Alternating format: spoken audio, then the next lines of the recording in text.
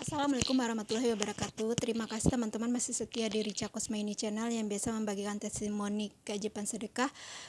Kalau topik berikutnya dan termasuk hari ini saya akan membagikan yang lain, yaitu beberapa menit yang lalu atau beberapa jam yang lalu saya menonton video channel YouTube-nya Ustadz Abdul Somad, dan itu mengisahkan awal mula beliau kembali setelah sekolah S1 S2 di Afrika sana. Terus pada saat beliau mau menjadi PNS, melamar pekerjaan, begitulah ya. Apa sih kiat-kiatnya agar beliau bisa mendapatkan pekerjaan yang halal dan berkah? Terus bagaimana cara orang tua Ustadz Abdul Somad mendidiknya agar beliau bisa menjadi ulama yang besar seperti saat ini. Jadi teman-teman, ulama itu banyak banget dari dulu sampai sekarang, banyak banget. Tapi tidak banyak kalau ulama yang besar, tidak mengecilkan ilmu-ilmu ulama itu ya, tapi banyak ulama yang besar gitu loh. Contohnya yang udah meninggal masih dikenang sampai saat ini, ada yang beberapa tidak, ada yang masih dikenang. Bagaimana caranya menjadi ulama, menjadi pribadi lah, kalau saya menyimpulkannya seperti itu ya. Gimana sih caranya biar bisa menjadi ulama besar seperti Ustadz Abdul Somad ini, dengan beliau bercerita tentang ibunya ya. Jadi ini bukan menyepelekan ulama-ulama yang lain, enggak. Ini temanya adalah belajar dari orang tuanya Ustadz Abdul Somad sehingga anaknya menjadi sebesar itu. Apa sih kiat-kiatnya? Itu yang penting ya, seperti itulah kira-kira ya teman-teman.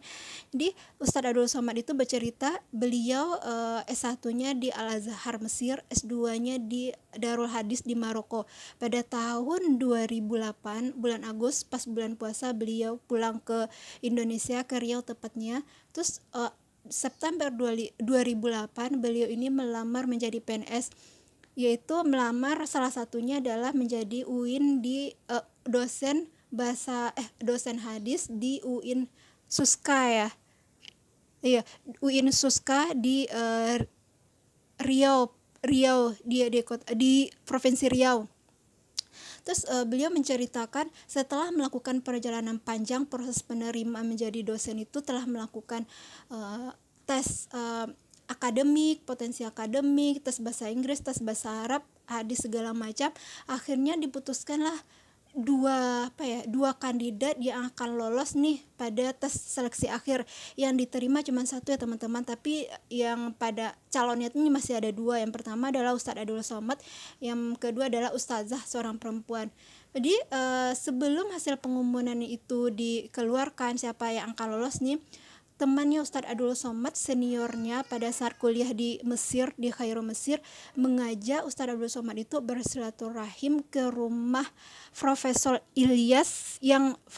Dr. Ilyas yang pada saat itu menjabat sebagai wakil rektor di UIN, yang rektornya adalah Profesor Nazir. Jadi temannya ini, yang seniornya ini, udah mengajar di UIN ini. Terus mengajak Ustadz Abdul Somad ini bersilaturahim ke rumah Profesor Dr. Ilyas yang jabatannya pada saat itu adalah wakil rektor. Pada saat Ustadz itu, Abdul Somad itu, mendengarkan berita itu kan, dia nih terpikir, yang dipikirkan dalam hatinya, yang dipikirkan dalam otak pikirannya itu adalah kalau beliau ini pergi bersama temannya, terus ngobrol lah sama Profesor Dr. Ilyas ini ya. Terus sang profesor pasti bertanya lah, ini dulu kuliahnya di mana aja, sekarang apa kemampuannya, apa segala macam. Jadi dalam perkiraan Ustadz Abdul Somad itu, dia bakal menceritakan dia lulusan S1 Al-Azhar Mesir, Kairo, terus S2-nya di Maroko, Darul Hadis, yang mana di Maroko Darul Hadis ini mahasiswa yang diterimanya sepanjang tahun hanyalah 20 orang, 15 orang adalah warga Maroko sendiri dan 5 orang adalah warga asing. Di antara 5 orang warga asing itu salah satunya Ustadz Abdul Somad. Tesisnya sebanyak 300 lembar, penguji tesisnya 3 orang adalah profesor. Terus Ustadz Abdul Somad ini khawatir dengan pencapaian dia dapat itu, profesor ini akan kagum. Itu perkata Ustadz Abdul Somad sendiri ya, beberapa jam lalu saya nontonnya. Dia takutnya profesor ini bakalan kagum dan bisa saja meloloskan Ustadz Abdul Somad ini sebagai dosen di UIN itu, di UIN Suska itu, tanpa melihat hasil dari penilaian-penilaian yang lain. Dia takut aja, Ustaz Abdul Somad ini takut kalau seandainya dia diterima dengan berdasarkan referensi tadi, bukan melihat nilainya yang didapat pada saat ujian. Dia takut nih ustazah tadi, yang perempuan tadi, yang kandidat satu lagi yang bakalan lulus itu ternyata nilainya lebih bagus, akhlaknya, semua pertimbangan itu lebih bagus, tapi yang diloloskan adalah Ustadz Abdul Somad. Ustadz ini bakalan takut itu dia akan merasa makan gaji haram karena karena dia melolos dia melobi ke atas, jadi dia lulusnya itu karena melobi ke atas, jadi dia berpikir gaji yang diterima itu adalah haram. Begitu juga pada saat dia sampaikan kepada emaknya, dia cerita kepada emaknya, "Mak, saya diajak kakak kelas saya ini menemui Profesor Dr. Ilyas, dan beliau adalah wakil rektor di UIN Suska, dan saya bisa berceritalah kepada ini nih kemampuan saya tuh," kata emaknya Ustadz Abdul Somad bilang gini ya, nggak usah lah Waang, begitu Waang itu adalah panggilan lelaki Melayu ya, jadi nggak usah lah Wang begitu, kalau emang rezekimu ada di sebagai PNS di dosen UIN Asuska ini pasti bakalan lolos, tapi kalau tidak lulus maka diganti sama Allah yang lebih baik lagi. Dan Ustadz Usama juga mengikuti permintaan ibunya, dan apa yang terjadi teman-teman, pada akhirnya Ustadz Abdul Somad ini juga lulus sebagai dosen hadis di UIN ini ya, tanpa melobi atas kiri kanan. Jadi pada saat kecil nih Ustadz Abdul Somad ini juga pernah bercerita pada saat dia masih kecil, dia menemukan mobil-mobilan kecil di jalan, terus kemudian dibawa pulang dan dia mainkan di atas kasur.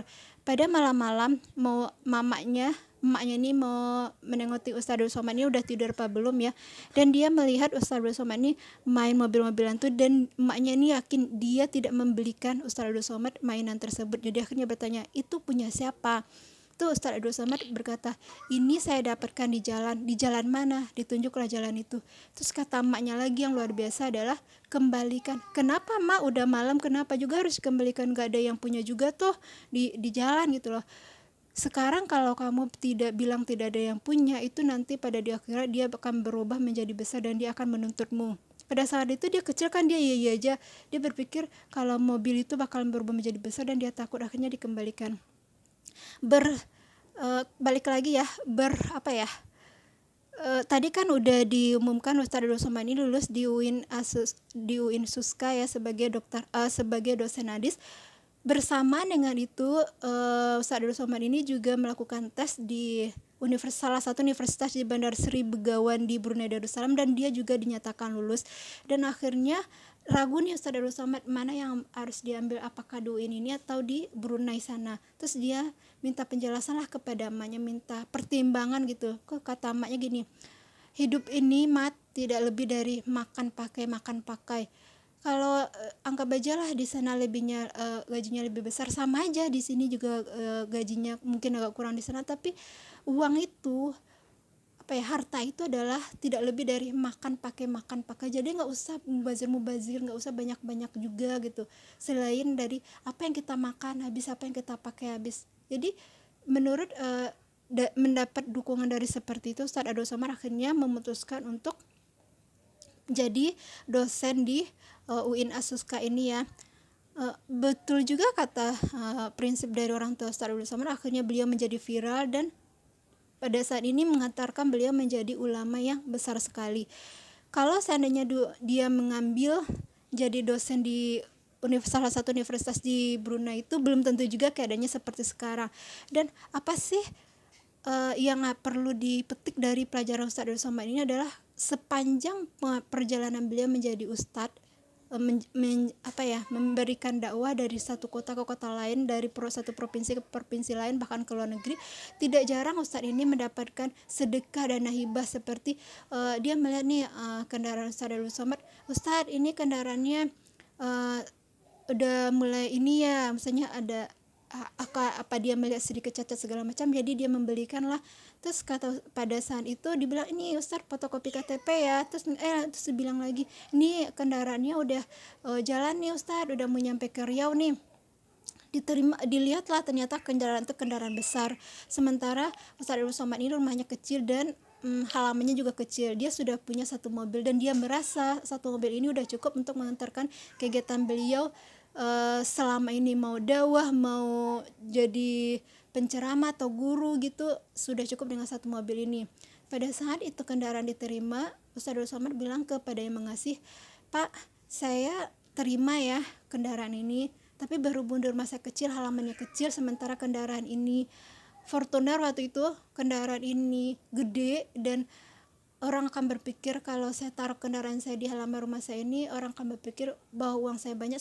Sebenarnya uang saya tidak ada, tidak banyak juga, maka saya akan sedekahkan ini ke panti asuhan atau ke ustadz yang lebih membutuhkan. Bagaimana Pak, ikhlas ridha?" Ridhonya, "Saya terima dulu, nanti saya sumbangin lagi. Ini Bapak bakal mendapatkan, kita bakal mendapatkan pahala, Bapak sudah bersedekah mendapatkan pahala, saya juga mendapatkan pahala." Akhirnya yang memberikan itu mau. Jadi tidak jarang Ustadz Abdul Somad ini mendapatkan sedekah, mendapatkan dana gitu yang banyak, tapi beliau bertanya lagi, "Ini uang apa?"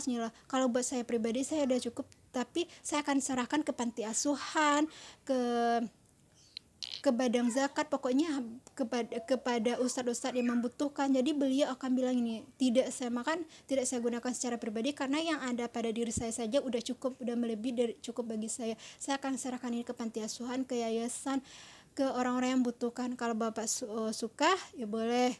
Ada juga dari beberapa mereka itu yang tidak mau, akhirnya tidak jadi memberi kepada Ustadz Abdul Somad. Jadi dari sini kita bisa petik, kata Ustadz Abdul Somad adalah pendidikan yang paling penting banget, yang paling penting, yang utama banget dalam hidup anak adalah bukan SD, SMP, SMA, S1, S2, S3.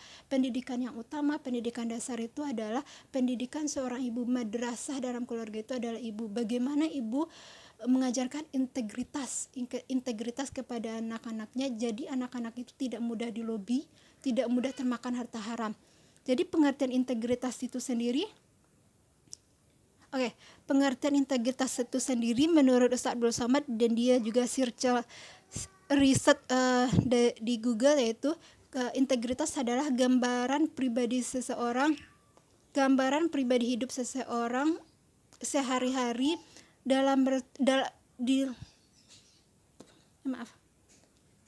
Integritas adalah gambaran pribadi hidup seseorang sehari-hari oleh tindak tanduk dan keputusannya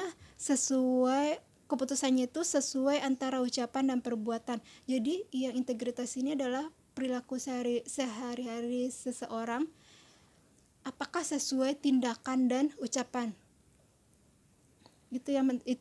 Apakah sesuai tindakan dan ucapan. Itulah yang ditanamkan oleh ibu, terutama ibu ya, karena bapaknya udah meninggal pada saat beliau masih SD. Itu yang ditanamkan oleh emak Ustadz Abdul Somad pada saat masih kecil. Ini tindakan dan ucapan ini harus sejalan. Kalau kita tidak boleh mengambil harta haram, ya jangan diambil. Contohnya tadi, tidak perlulah kita menyamperin orang yang ada posisi seperti wakil rektor tadi menceritakan kelebihan-kelebihan kita, sementara kita lagi menjalani tes di tempat si orang ini lagi ada jabatan tersebut. Jadi emaknya Ustadz Abdul Somad tidak berpikiran begini, "Iya udah Mat, ambil aja karena itu satu-satunya jalan kau menjadi dosen, temuilah wakil rektor." Tidak itu yang dilakukan oleh Ustadz Abdul Somad. Jadi yang dilakukannya adalah menanamkan kepada anaknya, kalau itu bukan rezekimu, kamu tidak akan lulus di sana, tapi kalau itu rezekimu, kamu akan lulus di sana. Jadi bagaimana menurut teman-teman kisah ini? Mungkin dari kita saat ini yang belum menikah atau yang sudah menikah, anaknya masih kecil, ada mungkin yang berkeinginan pada akhirnya anaknya ini menjadi seperti Ustadz Abdul Somad, dan itulah langkah-langkahnya tadi ya yang perlu dituruti. Yang pertama adalah merasa cukup. Harta yang dimiliki ini adalah untuk makan, pakai. Jadi makanan itu tidak perlu berlebihan, pakaian juga tidak perlu berlebihan. Yang kedua adalah menanamkan bahwa meminta tolong itu hanya kepada Allah, tidak kepada orang, tidak kepada batu segala macam. Kalau itu bukan rezekimu, kamu tidak mendapatkannya. Kalau itu rezekimu, kamu akan mendapatkannya setelah usaha keras. Jadi kita tidak perlu pergi ke rumah orang ini, kita tidak perlu menego orang ini kalau rezeki kita bakalan dapat setelah kita kerja keras dengan cara yang halal. Bagaimana menurut teman-teman? Apakah ada pengalaman pribadi seperti ini? Share di kolom komentar ya. Share di kolom komentar ya. Ketemu dengan video berikutnya. Assalamualaikum warahmatullahi wabarakatuh.